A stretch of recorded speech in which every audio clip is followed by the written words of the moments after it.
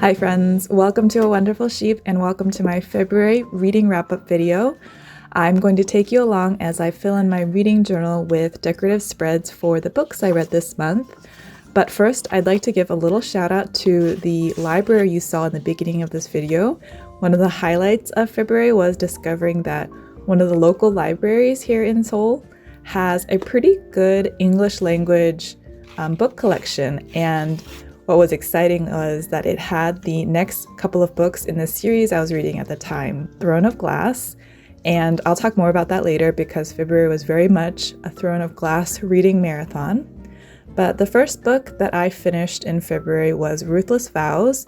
This was an anticipated release since I had read the first book in the series, Divine Rivals, back in the summer, last summer. And Divine Rivals was sort of publicized as this like magical epistolary romance, and I enjoyed the first book, so I was looking forward to the sequel because it ended on a bit of a cliffhanger.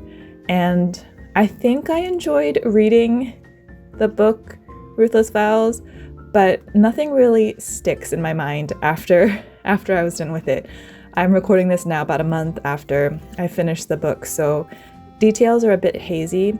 I do remember that in Divine Rivals, I was a little bit left wanting more about explanations about the magical system and like how magic exists in that. And I felt like I wanted to know that. And there's a little more explanation about the magical world and like the gods and their history in the second book, which I appreciated. But yeah, I think the fantasy aspect of it left me a little bit wanting, but it was a good conclusion to the cliffhanger that we had at the end of the first book.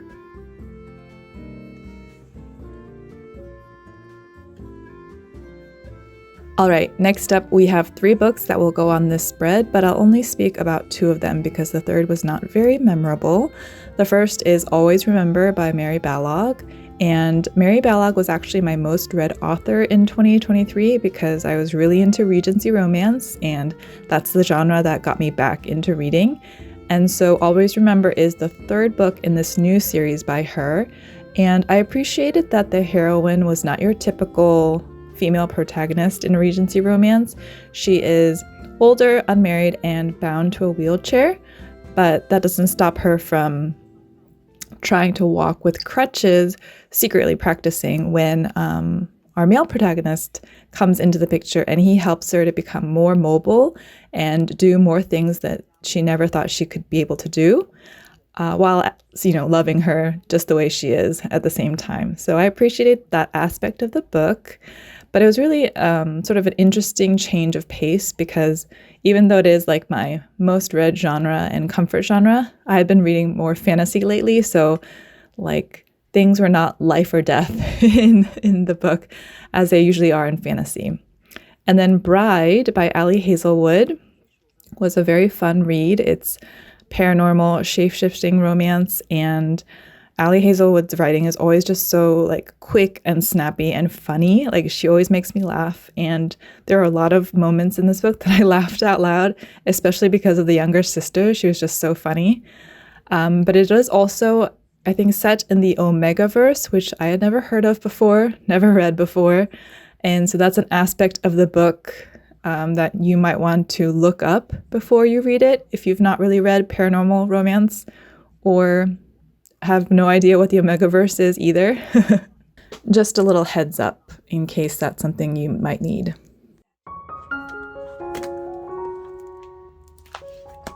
All right, it is a new day and we are starting a new spread for 3 books in the Throne of Glass series by Sarah J Maas.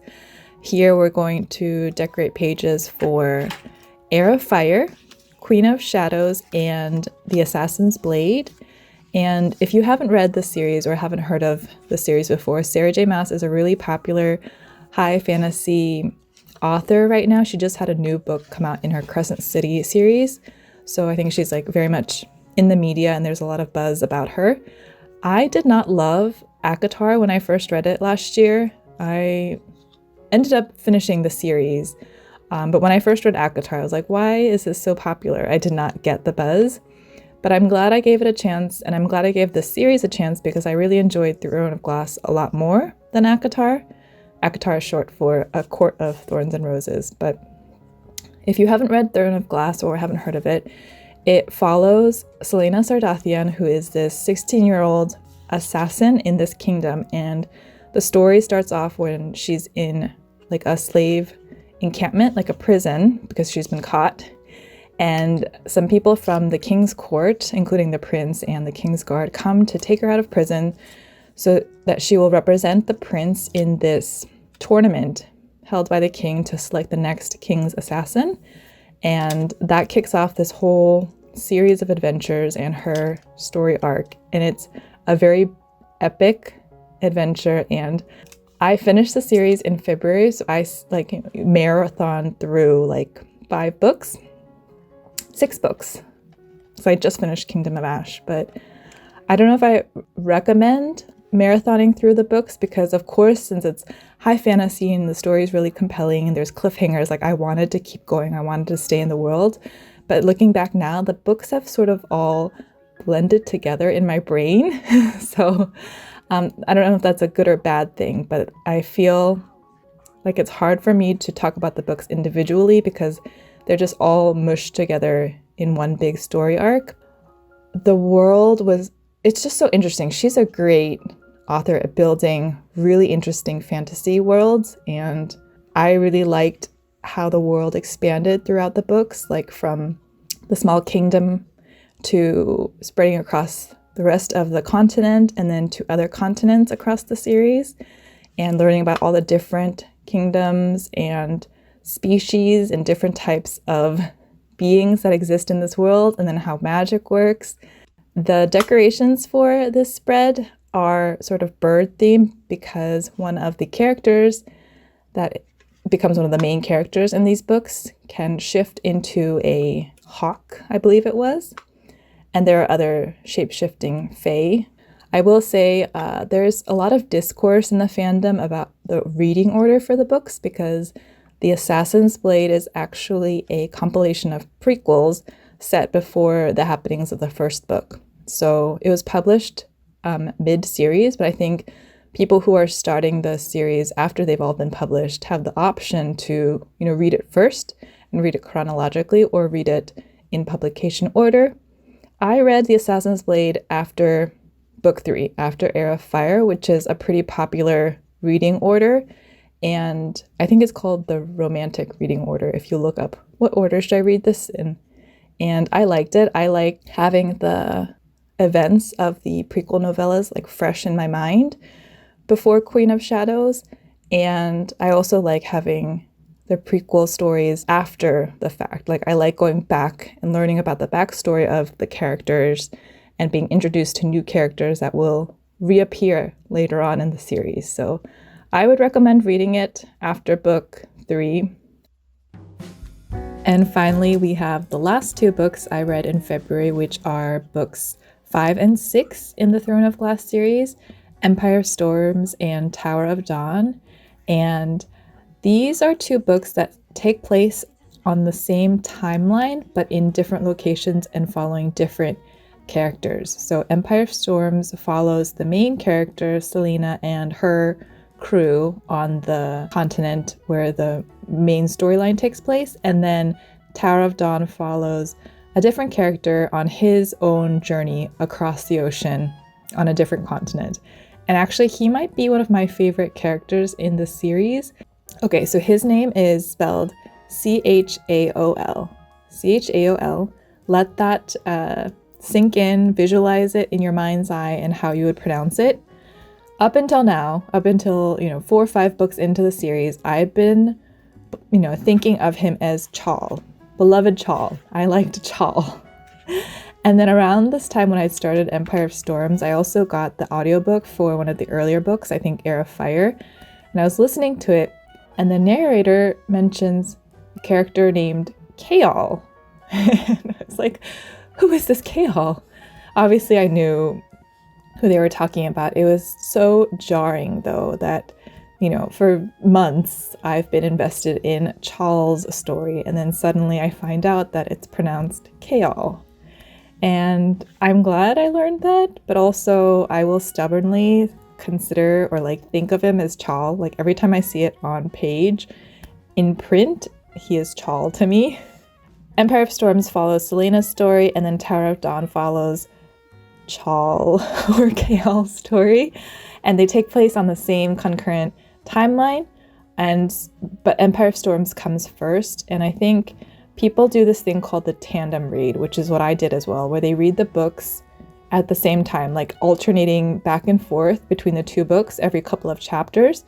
And I thought that would be quite confusing to do since they're both really hefty books, like really big books with a whole set of characters and a storyline and mystical creatures and everything for each book. But actually I was able to keep track of everything, and it was kind of fun switching back and forth between the two books. And I think one of the reasons people choose to do the tandem read is because Empire of Storms ends on a really big cliffhanger, and so I guess some people don't want to read through Tower of Dawn before finding out what happens with the cliffhanger.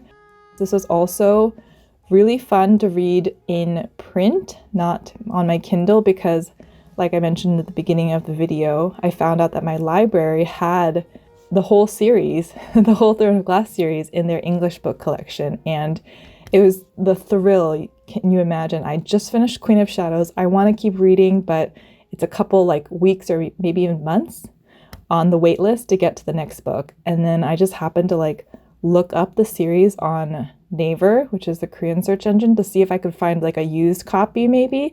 And then I found out that they're in the library. So the next morning I literally like bust over first thing and secured the books, as you saw in the beginning of the video. And I got to read the last 3 books in this series in print form.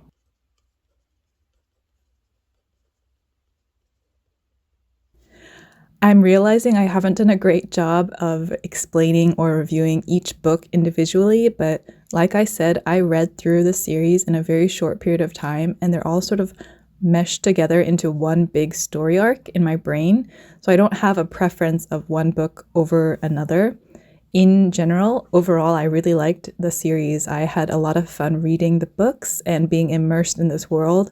I really liked the high fantasy world that she's built, and I enjoyed the characters and reading their compelling stories and how they like overcame really big, really dramatic challenges and like banding together, like coming together as a found family and yeah, saving the world. It's a really epic fantasy story, and I had a good time reading it.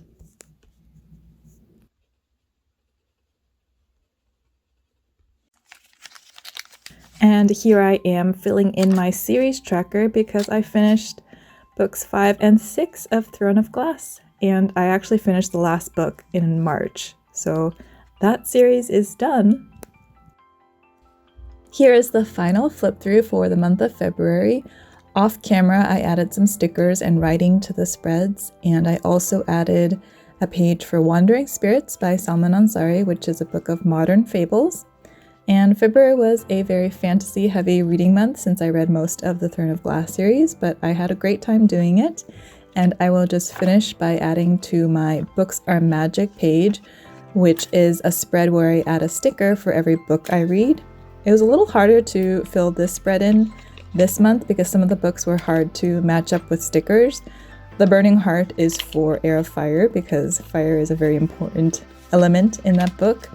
Then others I had to sort of stretch to make a connection between the sticker and the book. The Pirate's Sword was for The Assassin's Blade, which was perfect because there is a story about pirates in there.